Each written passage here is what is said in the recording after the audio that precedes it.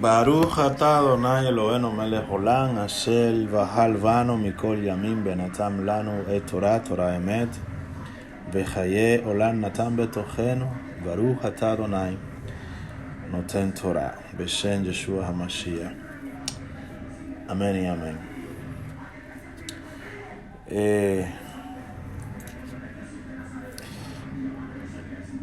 Empezar diciendo que uno de los objetivos de estudiar espiritualidad, me gusta más el término de espiritualidad que de Kabbalah, aunque la Kabbalah está en todo.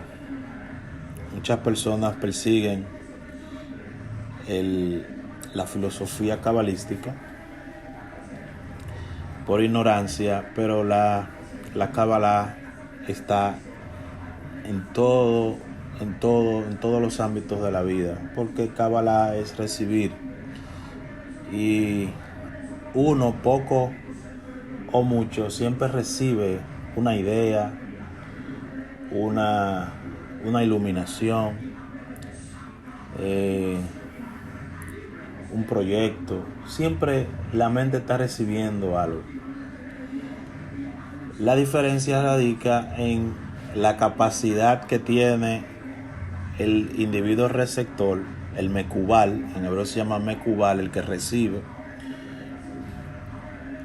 Según la capacidad que tiene, si tiene la conciencia abierta, la conciencia madura, si está imbuido en muchas clipot, en muchas cáscaras, tiene un nivel de espiritualidad muy mínimo, muy reducido o muy elevado, etcétera, según la percepción que tenga el mecubal. Entonces así será la dimensión de la idea o del intelecto divino, los mojín, que hace descender desde arriba. Pero como vivimos en un plano donde es posible la impureza, las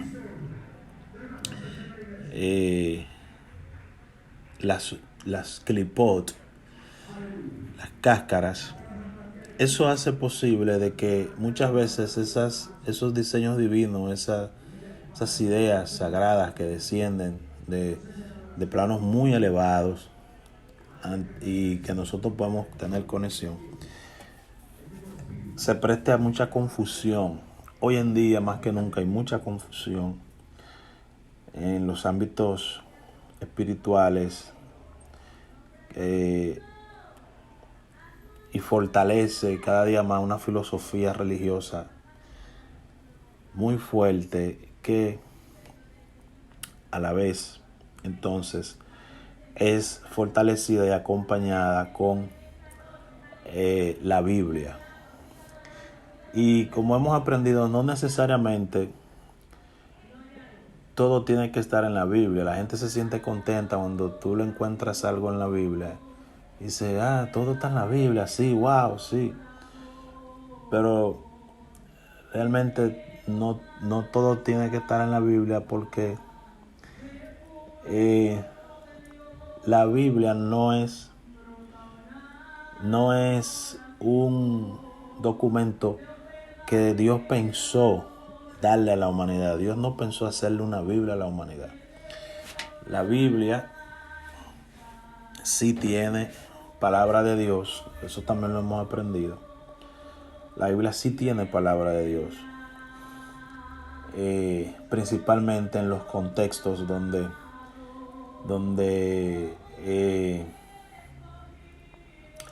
dice, y Dios dijo que vaya a ver a Adonai a Moshe Lemor, por ejemplo, y le dijo el Eterno a Moisés diciendo, tiene que hacer tal cosa. Ahí hay palabra de Dios, los 10 mandamientos que fueron dados en el monte Sinaí, y relatos históricos donde de alguna u otra forma la divinidad habla con el hombre a través de un ángel, de un enviado, un emisario. Que ese es un punto también que es importante siempre tenerlo presente, de que la comunicación de la divinidad nunca ha sido directamente con los hombres, con su creación, sino que siempre ha sido a través de sus criaturas celestiales o de otras dimensiones, que son más elevados que nosotros y que pueden traer un mensaje.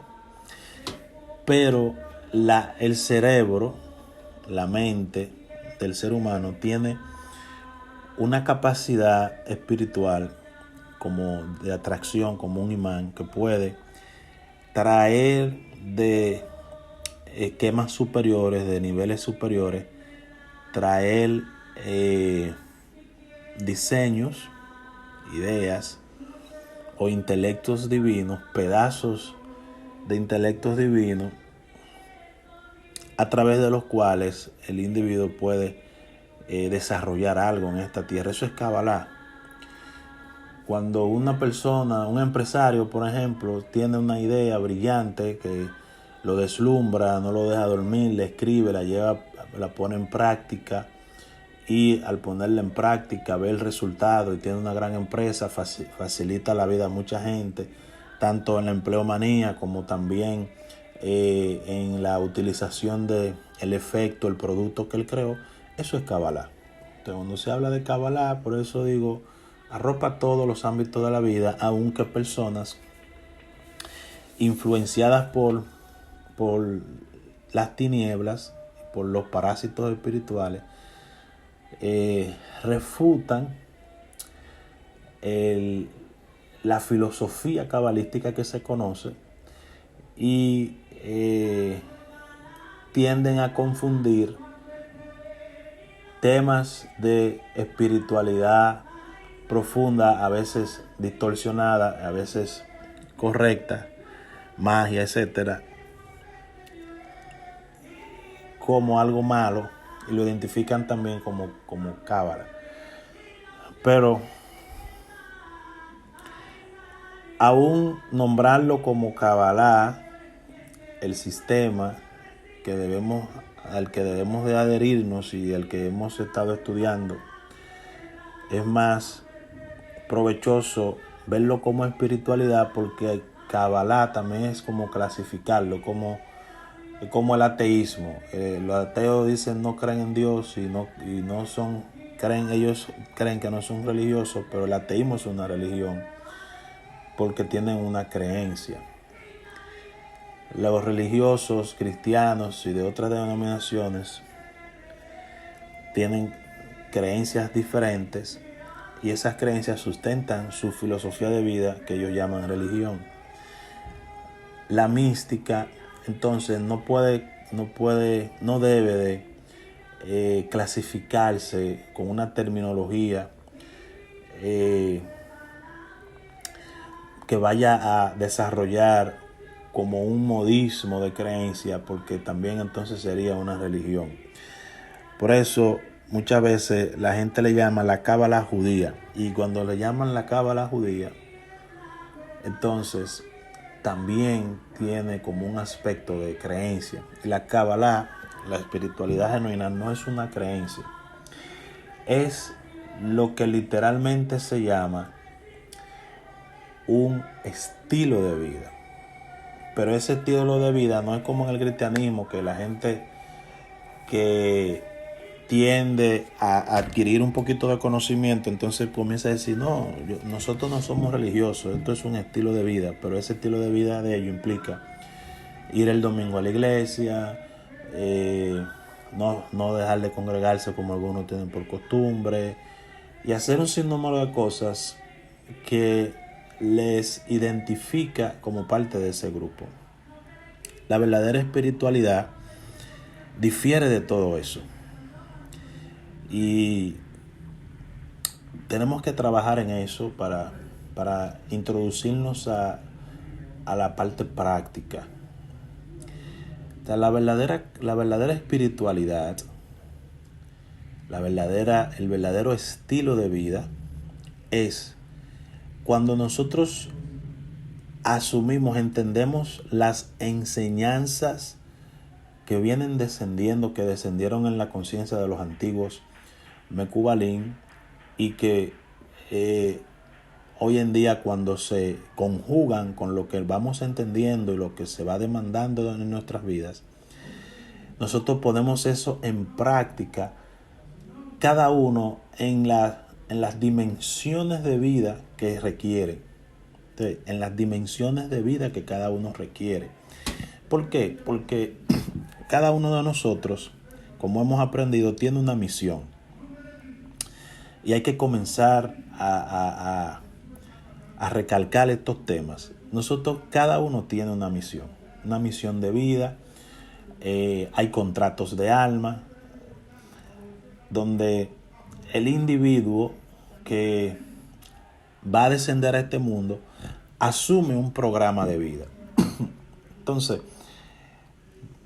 como yo no tengo el programa de vida que tiene la otra persona, pero sí tenemos acceso a la misma herramienta de conocimiento, lo que yo tengo que hacer es aplicar el conocimiento que yo estoy recibiendo al plan de vida que yo tengo que vivir. Y eso hace que la espiritualidad o el sistema de estudio que estemos desarrollando, que estemos viviendo, que estemos practicando, para nada sea igual. Para nada sea igual. Que es donde el estilo de vida espiritual y la religión difieren. Porque la religión te establece una doctrina y una creencia colectiva, donde todos harían lo mismo o hacen lo mismo, y tienen un mismo fin, tienen un mismo propósito, tienen afinidad en la creencia. Ahora bien, en la espiritualidad, en lo genuino, en lo verdadero, todos tenemos las mismas herramientas para practicarlas, para utilizarlas, pero cada uno tiene una condición de vida diferente donde va a aplicar esa herramienta. Entonces, y decía ahorita que todo es espiritualidad, todo es Kabbalah, y lo vamos a entender ahora con esto que estamos hablando. Porque, por ejemplo, en un culto, en una iglesia, el tipo va a hablar de la culpa. Y hay personas que por medio de ese mensaje tienen una transformación interior, se identificaron con el mensaje. Pero hay otros que el mensaje pasa desapercibido, como que no lo entendieron, lo escucharon, pero no lo ministró en un lenguaje cristiano, no lo ministró. Pero hay otros que fueron ministrados, que lloraron, que lo entendieron, que buscaron la forma de cómo resolverlo. ¿Por qué pasa eso? Porque esa ministración va en consonancia con parte de lo que esa persona ha venido a hacer. Pero como no tienen la conciencia de eso, se ve simple y llanamente como una administración y el Espíritu Santo le habló a la persona, etc. Porque eso también es Kabbalah. ¿Por qué es Kabbalah? Porque ha sido recibido. Fíjense que ahí no interviene la doctrina. Ahí lo que interviene es que la persona que ha sido convocada para ministrar ese día buscó dirección y él hizo un proceso cabalístico, él recibió el mensaje para personas que tienen esa condición en ese grupo. Entonces, por eso es un error. Yo escuché a algunas personas en el cristianismo decir, tener mensajes escritos guardados para cuando le tocara predicar. Eso es un absurdo. Cuando tú vienes y te subes en un pima con un sermón guardado, eso es algo que sale de tu ego. Ahora, cuando hay una recepción, cuando hay una Kabbalah del mensaje que tú vas a llevar, tú vas a tocar personas que tienen que trabajar con un área específica en lo que está basado el mensaje. Y eso es Kabbalah. Ahora, ¿cuál es la diferencia entre ellos y nosotros? La diferencia entre ellos y nosotros es la siguiente.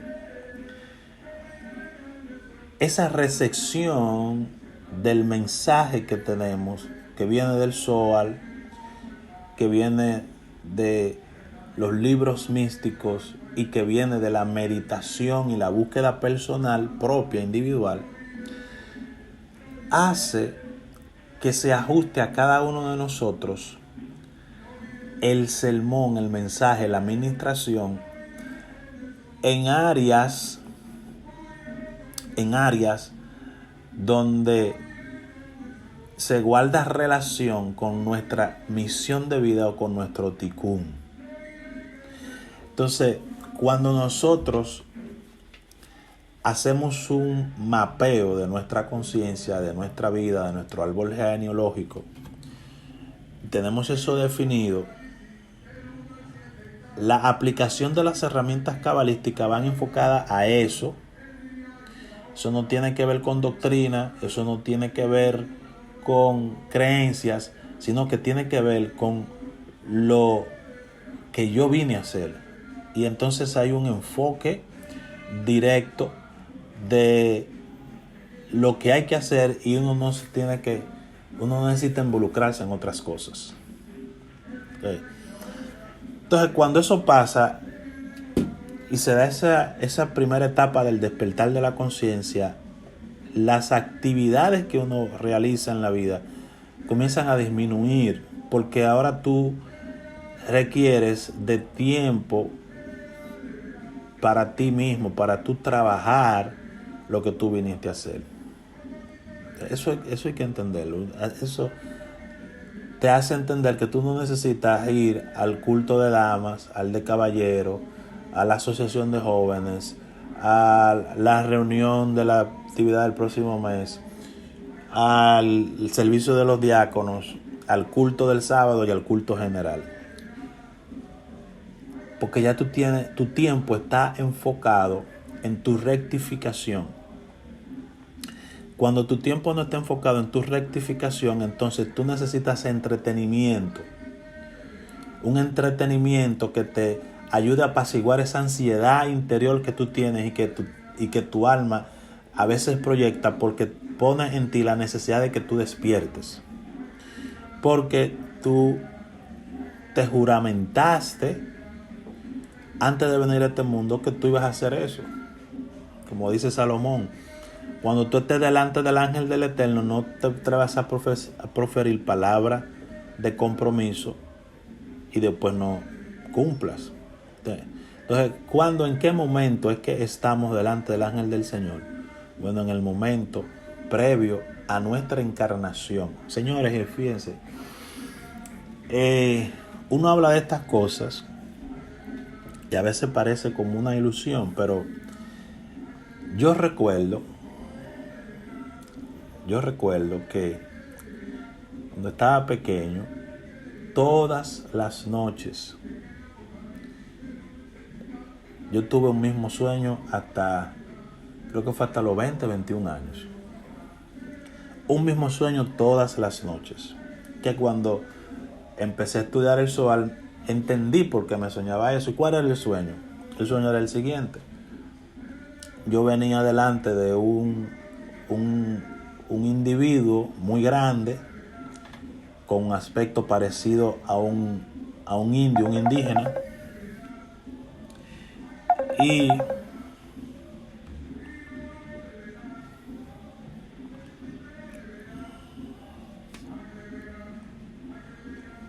entonces yo decía,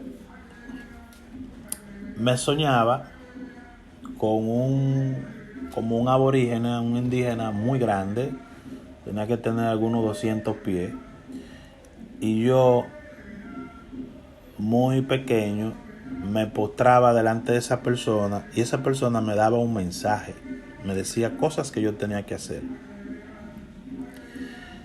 Y luego me daba como un golpecito y yo caía hacia un abismo y yo despertaba. Todos los días yo me soñaba eso todas las noches, como hasta los 20 años, 20, 21. Yo no entendía el sueño, pero siempre me despertaba. Después que pasaba eso me despertaba y las primeras horas de la mañana me daba un olor, era un olor que no se puede describir, una sensación que hace unos días me dio de nuevo y siempre me daba esa sensación. Hoy yo sé que es como un nivel de oxígeno detrás del cual hay un mensaje metafísico, pero en ese momento yo no sabía lo que era.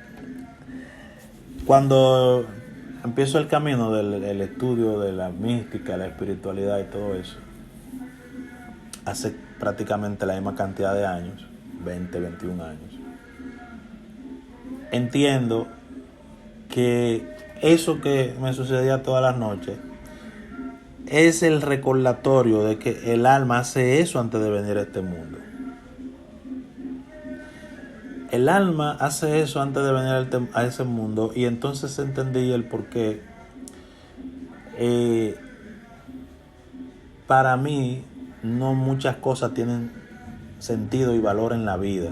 No le dedico mucho tiempo a muchas cosas que normalmente la gente le dedica tiempo y le entiende como importantes en la vida.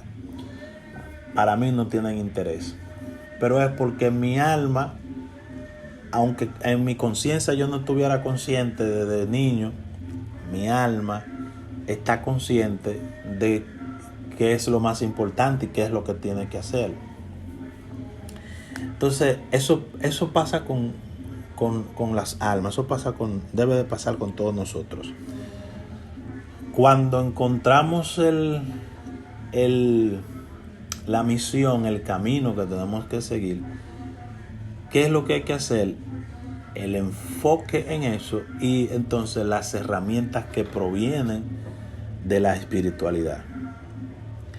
Entonces, cuando yo hago eso, yo no tengo un yugo religioso. Cuando Yeshua decía mi yugo es fácil y ligera mi carga, precisamente también habla de eso.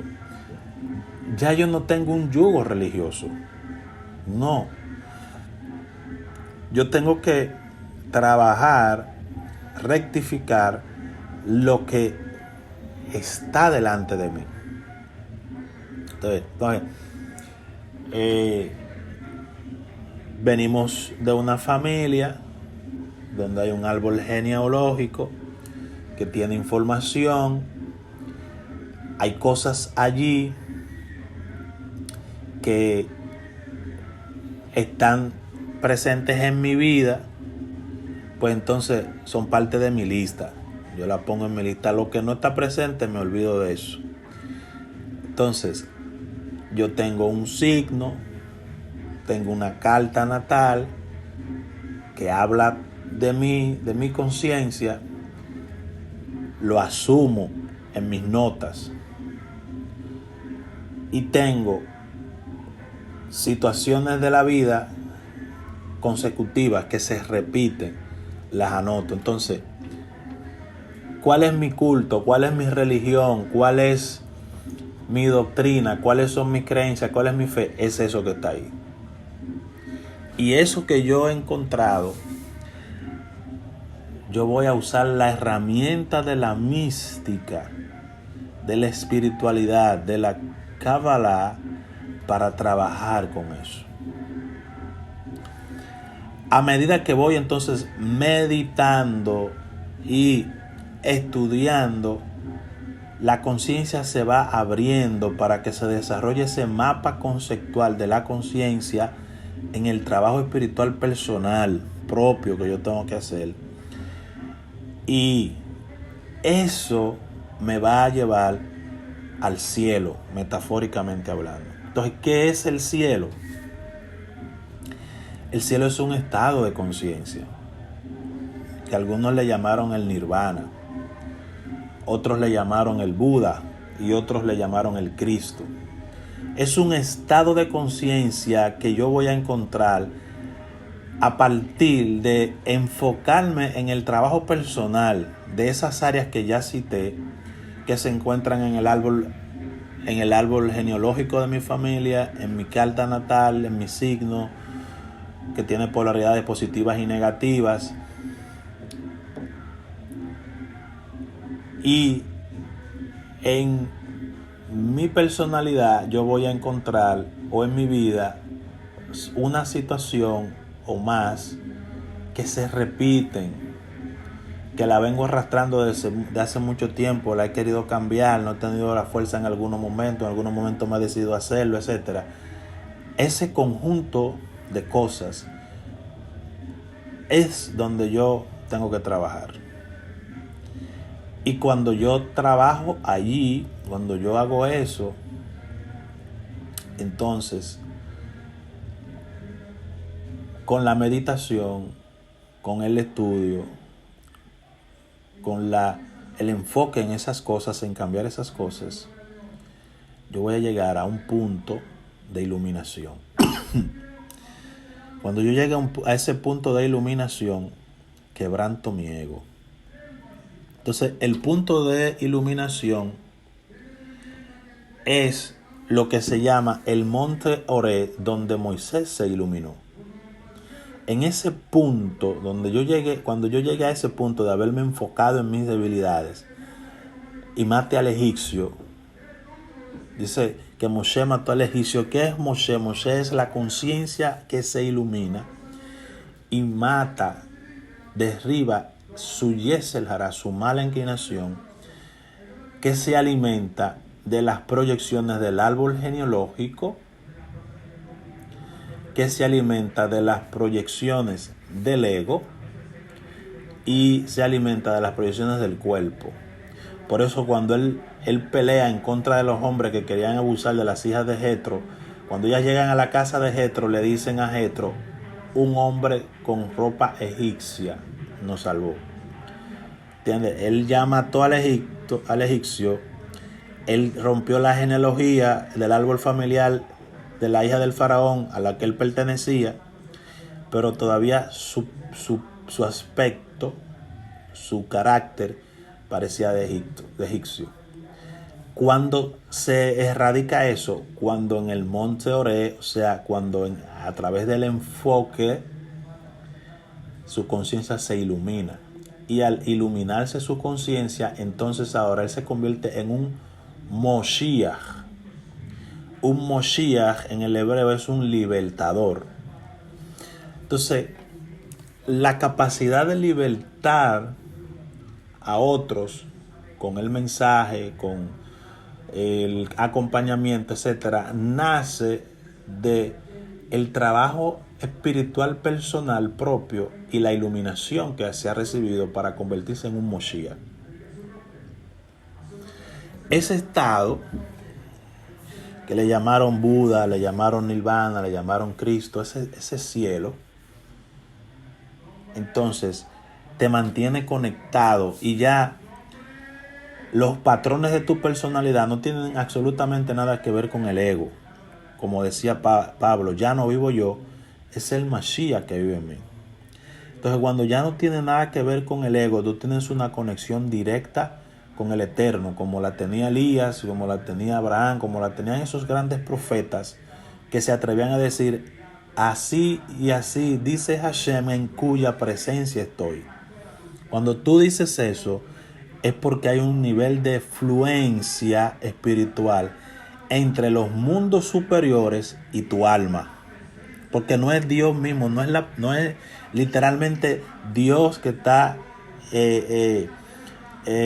inseminando ese tipo.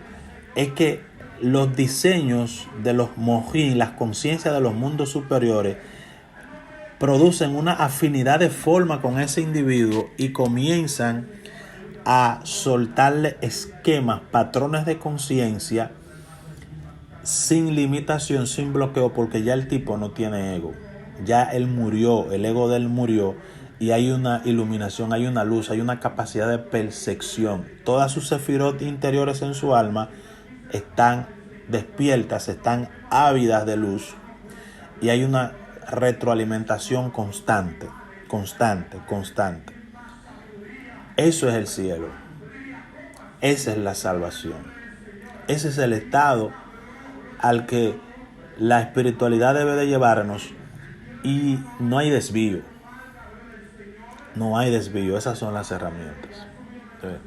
Pues esas son las herramientas y ese es el camino. Cuando Yeshua se atreve a decir yo soy el camino, la verdad y la vida, tiene que ver con eso. Entonces, Yeshua con sus enseñanzas y su esquema de vida lo que nos muestra es una forma de cómo se hace eso que hemos narrado hoy. Una forma de cómo eso se hace. Entonces, ese patrón está ahí. Por ejemplo, un endemoniado gadareno. Dice que él se encontró con un endemoniado gadareno. Entonces, cuando él se encuentra con el endemoniado gadareno, ¿qué él hace? Saca de él los egipcios que tiene, lo liberta. Le ponen ropa nueva, transformación de su carácter, de su personalidad, la muerte de su ego. Entonces el tipo dice, yo quiero seguirte donde tú vayas. Y dice, no, ve a los tuyos y cuenta cuán grandes cosas Dios ha hecho contigo. Su árbol genealógico, su familia. Entonces, el inconsciente colectivo del que habló Carl Gustav Jung, el psicólogo suizo, el inconsciente colectivo es una masa energética en tu entorno que afecta tu vida, afecta tus tomas de decisiones, tus creencias, etcétera, porque tu familia ha generado unos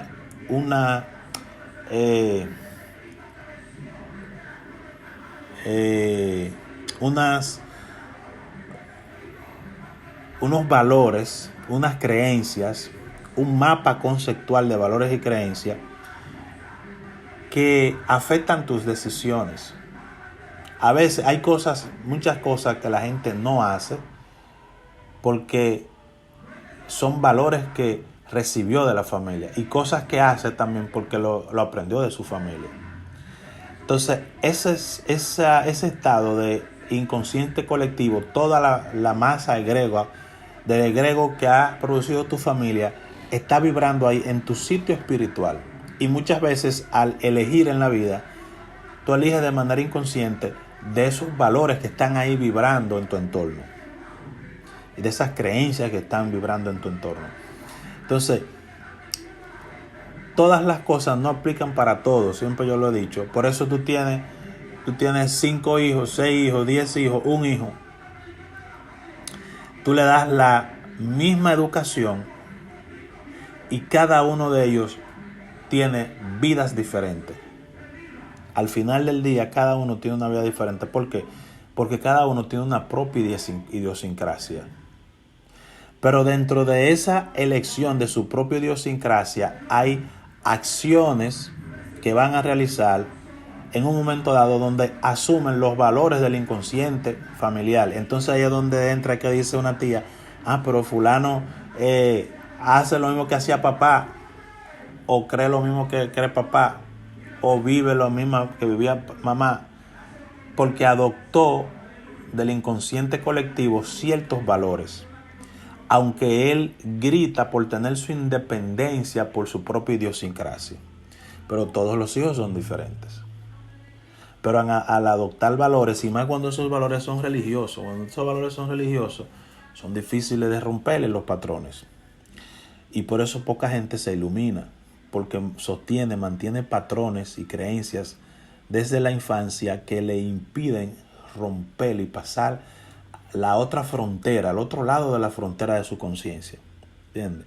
Porque eso es lo que lo limita. El no poder romper hacia el otro lado de tu conciencia por valores y creencias que están fijos ahí, conscientes e inconscientes, que generan bloqueos. Y la religión, en el esquema de la religión, eso se mantiene intacto, porque la religión entonces no va en contra de tus valores familiares. la religión lo que hace es que te condiciona y te habitúa a una forma de vida insinuada, que tú te sientes bien, gratificado, porque tú sientes inconscientemente que ya no hay infierno para ti. Es solamente eso. Entonces, ese condicionamiento que hace la religión te permite acallar el miedo en la conciencia de un infierno futuro. Y por eso la gente se afana por bautizarse, porque la gente piensa que el que se bautizó ya está salvo. Y tiene ciertos afanes porque ha adoptado unos valores religiosos que no derriban los valores y las creencias familiares, pero le acallan el miedo a una condena futura en el Geinom, en la Gehenna o el infierno, que dicho sea de paso no existe. Bien.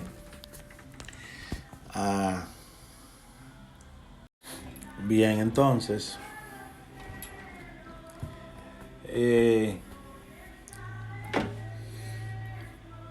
lograr el cielo, que es una metáfora, lograr el cielo no es sinónimo de hacer cosas automáticamente. Por eso es que cuando el muchacho adinerado le dice a Yeshua, ¿qué bien haré para entrar en el reino? Piense el diálogo que Yeshua tiene con este muchacho. Le dice, los mandamientos lo hiciste. Eso tiene que ver con la religiosidad y no es que no se cumplan los mandamientos. Fíjense el contexto, dice, los mandamientos, ¿lo sabes? Sí, todos los he guardado de mi juventud. Lo primero es que él le enseña que hay que sabérselos. ¿Entiendes? No es guardarlo. Todos los he guardado desde mi juventud. Pero tú puedes guardar los mandamientos sin saberlo. Por ejemplo, mucha gente guarda el sábado, pero no sabe realmente qué es el sábado. ¿Por qué se hace eso? Entonces le dice los mandamientos, lo sabe. Sí, todo lo he guardado desde la juventud. Entonces ahora él le enseña que en realidad él no sabe lo que son los mandamientos. Dice, ok, ahora toma, vende todo lo que tienes y dale a los pobres, tendrás tesoro en el cielo. Fíjate que él no dice, irás al cielo, dice, tendrás tesoro en el cielo. Tendrás tesoro en el cielo. No le dijo, tú vas al cielo, porque al cielo no va nadie. Ahora, la experiencia, lo que la gente espera del cielo, una vida de paz, una vida sin necesidad, una vida con alegría, una vida sin enfermedad, etc.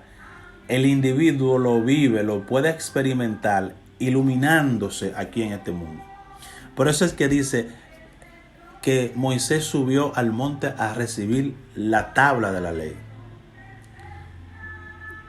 Ese subió al monte realmente es que Moisés subió a los 4 planos espirituales que hay, donde cada plano tiene 10 planos interiores, sean 40, por eso dice 40 días y 40 noches, sube y recibe, hace un proceso de Mekubalén, recibir, y desciende, y cuando desciende, la iluminación que tiene es tal que nadie lo puede mirar a la cara. ¿Por qué nadie lo puede mirar a la cara? Dice, nadie lo puede mirar a la cara, porque ya no somos iguales. Moisés viene del mundo del despertar, viene de un nivel donde el estado superior que el hombre puede alcanzar está escondido y él lo trajo. Pero todos los demás tenían un desnivel. Por eso no podían mirarlo a la cara.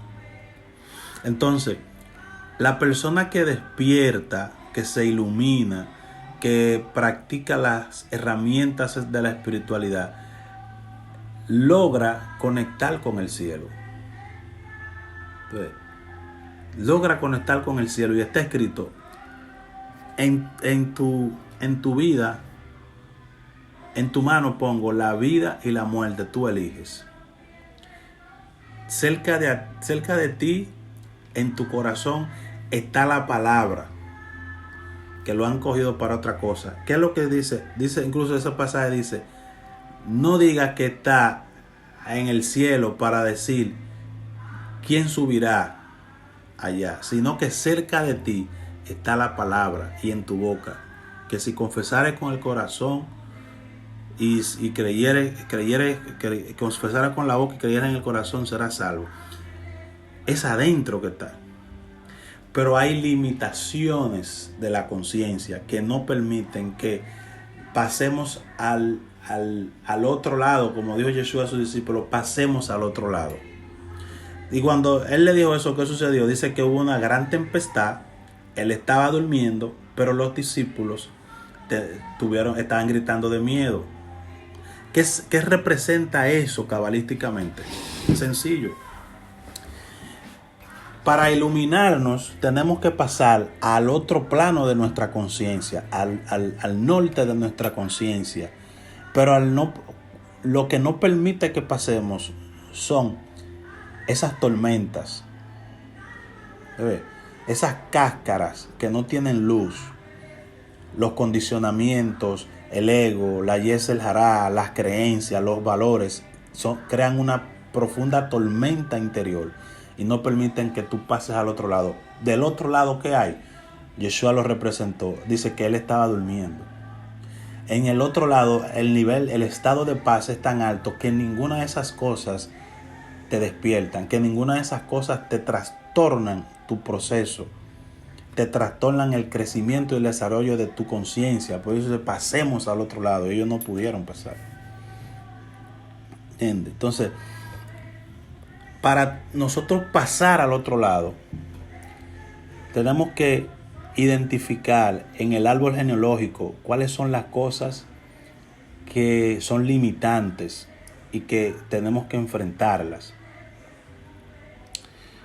En nuestra carta natal, cuáles son las debilidades propias de nuestra vida con las que venimos marcados. Y en el día a día, cuál es el área o cuáles son las áreas que no permiten el desarrollo, que siempre uno está luchando con ellas y que estancan a uno. Esas cosas son esas tormentas. Son esos discípulos que gritan y que no ven que el maestro está durmiendo. O sea, el maestro interior que tú tienes está durmiendo porque está confiado de que que la salida está en el otro lado. Ahora, si tú despiertas al maestro interior, te vas a dar cuenta que con una sola palabra todo se calmará. Entonces, ¿qué hombre es este que aún el viento y los mares le obedecen? Entonces, cuando tú cultivas ese estado interior en tu conciencia, entendiendo esos contextos que fueron clipot, que fueron limitantes, entonces todo te obedece, todo te sale a maravillas. Ese es el abracadabra. Cuando hablo ahora, cuando declaro, como dice el cristianismo declara, pero está lleno de cáscara. Cuando tú declares, cuando tú digas algo, será hecho. Esa es la magia. Ahí es donde está la magia. Ahí están escondidos los milagros que hacían esos grandes profetas de la antigüedad, incluyendo a Yeshua. Porque el cristianismo magnifica los milagros de Yeshua, pero Yeshua no fue el primero que hizo milagros. Cuando tú lees la Biblia hay milagros de diferentes profetas, pero en el Talmud, señor, el Talmud dice, en el Talmud hay una certificación rabínica que se llama Tanía. Un Tanit, para ser Tanaíta, es un estudioso de todas las leyes y todas las cosas. Para ser Tanaíta y ser incluido en el Talmud, uno de los requisitos era que esa persona resucitara muertos. Oiga bien, uno de los requisitos era que ese individuo resucitara muertos. Entonces, Yeshua no es el primero que resucita muertos. Hay profetas en la Biblia que resucitaron muertos y hay profetas fuera de la Biblia que también lo hicieron y que hicieron otros milagros también. ¿Entiendes? Y pestes que habían, etcétera, muchas cosas. Entonces, ¿Por qué sucede eso? Sucede porque ese tipo de personas trascendieron la otra frontera de su conciencia. En la frontera de la conciencia que nosotros nos criamos, esa frontera fue llenada de creencias y de cosas. Y esa frontera tiene un condicionamiento de limitación. Esa frontera está limitada.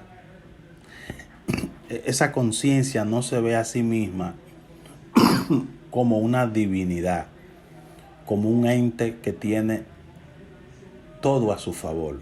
Cuando hablo de divinidad me refiero a eso, un ente que tiene todo a su favor, para que no vayamos a caer en idolatría o egolatría. Somos un ente que tiene todo a su favor, pero la frontera de la conciencia que se activó al nacer y que ha sido fortalecida con la educación que se ha recibido, tiene un condicionamiento limitante. Al tener ese condicionamiento limitante, cuando usted piensa, se pone a pensar quién hizo a Dios, quién hizo el mundo, qué va a pasar cuando usted se muere, que le da un miedo terrible y se devuelve de ahí y no piensa más nada. ¿Por qué? Porque tiene un condicionamiento limitante. Cuando usted piensa despertar, la muerte no es un tema de miedo, la muerte es un tema de investigación y de aprendizaje, porque ya usted sabe que usted está trascendiendo otro plano, a otro nivel. Y la muerte no se ve como el final de todo. Entonces, cuando se traspasa la conciencia, llega a un estado de iluminación tal, donde hay una fluidez, que usted vive en lo natural. La gente dice lo sobrenatural. Si usted pasa su conciencia, su propia conciencia, usted rompe el límite de su conciencia, usted entra en un estado de lo natural, donde eso espiritual se hace natural para usted. Entonces, por eso es que Yeshua le dice a sus talmidín, a sus alumnos, no se muevan de aquí hasta que haya venido sobre ustedes poder de lo alto. Poder de lo alto. Hablando de la Ruach HaKodesh. ¿Por qué? Porque una forma de llegar a romper el límite de la conciencia es estar imbuido en Ruach HaKodesh. Por eso es que Saúl le dice a Samuel, cuando tú te vayas de aquí, pasarás por Nebaot y allí te encontrarás con una compañía de profetas y tú también profetizarás. Y cuando pasó eso, se hizo proverbio, un dicho. También primero dice, y fue mudado a otro hombre, Saúl, y dice, también Saúl entre los profetas. Entonces, esa frase, fue mudado a otro hombre, cuando la conciencia está imbuida del espíritu, de la Ruach HaKodesh, literalmente tú eres otro ser, tú eres otro hombre, otra mujer, otro ser humano. Literalmente. Entonces, nadie puede estar lleno del Espíritu Santo, lleno de Ruach HaKodesh, y mantener los mismos comportamientos, las mismas limitantes de conciencia, las mismas creencias, etcétera. No, tiene que comenzar un proceso de evolución en su conciencia, de crecimiento en su conciencia, de rompimiento de las limitaciones, los condicionantes limitantes. Entonces, esos condicionantes limitantes muchas veces se traducen en comportamientos que limitan, comportamientos que se vuelven debilidades y que te limitan a poder tener un desarrollo genuino, porque cuando vas a empezar a desarrollarte viene y sale esa debilidad, y esa debilidad se convierte en un condicionante limitante, porque es en tu conciencia que está el limitante. Y para eso, una de las herramientas que hay es la meditación. La meditación es importante para romper eso, para entrar a estados de conciencia donde se puedan romper los límites. Donde se puedan romper los límites. Pero ¿qué hizo las fuerzas espirituales de maldad que a través de la religión fueron satanizando esos mecanismos, que son mecanismos de activación de conciencia y de rompimientos de bloqueo. Por lo tanto, Moray Barrabotay, nosotros tenemos que entrar en esos niveles. Entrar en esos niveles y olvidarnos del pasado religioso, de la vida religiosa. En cuanto a la pasada manera de vivir, despojaos de eso. Hay que olvidarse de eso, hay que no tengan nostalgia de porque ya tú no estás en una iglesia, o porque ya tú no eres miembro de una iglesia, o porque tu familia está en una iglesia y tú puedes estar ahí. Olvídate de eso. Ese no es el camino. El camino está dentro de ti. Y si tú confesaste a Yeshua más, ese camino está ahí dentro de ti. Tú tienes que entrar por el camino, caminar por esa senda. Caminar por esa senda antigua. Esa es la verdadera senda antigua. ¿Qué dice el profeta? Dice: yo no habito en templo hecho de manos de hombre. ¿Por qué Dios no habita en templos hechos de manos de hombre? Porque Dios habita en templos hechos de sus propias manos. Y está escrito en la Torá que Él hizo al hombre con sus propias manos. Dice, formó al hombre con sus manos y le sopló en su nariz hálito de vida. Entonces, lo que Dios sopló en nuestra nariz, fíjese, te sopló por las dos fosas nasales y va hacia arriba. ¿Dónde se va? Va hacia la cabeza. Ese punto del soplo es donde está la iluminación. En ese punto es donde está la iluminación. Ahí donde la frente termina y se une con el cráneo. Ahí llegó el soplo y ahí es donde está escondida la iluminación. Ahí es donde está escondida, que tú rompes el límite. Algunos le llaman la glándula pineal, qué sé yo cuánto. Pero el límite de esa frontera de la conciencia se rompe. Y cuando se rompe, entonces tú encuentras ese soplo divino. Por eso dijo ahorita, tú entras a un estado de divinidad. Entras a un estado superior, donde ahora lo que hay es paz. No importa que en la habitación de al lado haya guerra, tú tienes paz. No importa que haya miedo a la muerte, tú tienes paz.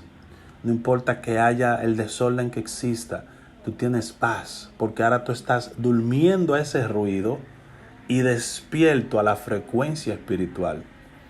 Eso es lo que representa que él está durmiendo en la barca. Él está despierto a la dimensión espiritual y por eso para él el viento y los mares no tienen relevancia. Dice, cállense, porque él está en otra vibración. Tú vas a entrar a otra vibración. Y eso no se encuentra en la religión. Eso no se encuentra, levanta la mano, siéntate ahora, dile a tu hermano que está al lado esto. No. Esos son condicionamientos que mantienen la hipnosis del día que confesaste ahí adelante, repetiste todo lo que te dijeron que repita. Esa es la clave, esa es la idea, señores. Entonces, vamos a trabajar la espiritualidad. Vamos a permitir que nuestra conciencia se abra. Vamos a comenzar a practicar. Tenemos que ayunar. Es bueno que los que puedan ayunar un rato los lunes comiencen a hacerlos. Relacionarse con el Espíritu Santo. Aprender a orar en el Espíritu en la semana. Para que cuando activemos la práctica para abrir, romper el estado de conciencia, haya sensibilidad en nuestro interior. Ese es el camino. Así que aquí nos quedamos hoy. Hay mucha información, más de la que pensé dar. Y seguimos viéndonos en la semana. Que la paz del Todopoderoso esté sobre nosotros. para la gloria, para la gloria de nuestro Padre. Shalom, shalom.